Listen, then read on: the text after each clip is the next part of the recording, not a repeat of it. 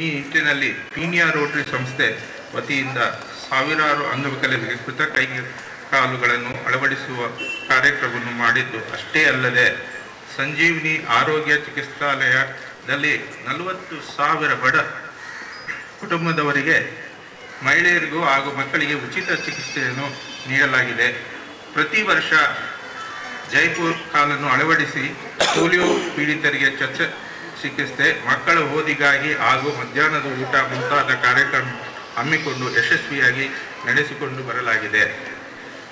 ಈ ಶಿಬಿರದಲ್ಲಿ ರಾಜ್ಯದ ಹಾಗೂ ದಕ್ಷಿಣ ಭಾರತ ಇತರ ರಾಜ್ಯಗಳ ಮೂಲೆ ಮೂಲೆಗಳಿಂದ ಸುಮಾರು 3,000ಕ್ಕಿಂತ ಹೆಚ್ಚಿನ ಅಂಗವಿಕಲರು ಉಪಯೋಗ ಪಡೆಯಲಿದ್ದಾರೆ. ಈ ಶಿಬಿರಕ್ಕೆ ನಮ್ಮ ರಾಜ್ಯದ ಸನ್ಮಾನ್ಯ ಮುಖ್ಯಮಂತ್ರಿಗಳವರು ಬಂದಿದ್ದಾರೆ. ನಿಮ್ಮೆಲ್ಲರಿಗೂ ಗೊತ್ತಿದೆ, ನೇರ ಭಾಷೆ, ಕರಳಿಗೂ ಕೊಳ್ಳಿಗೂ ಯಾವ ವ್ಯತ್ಯಾಸವಿಲ್ಲ.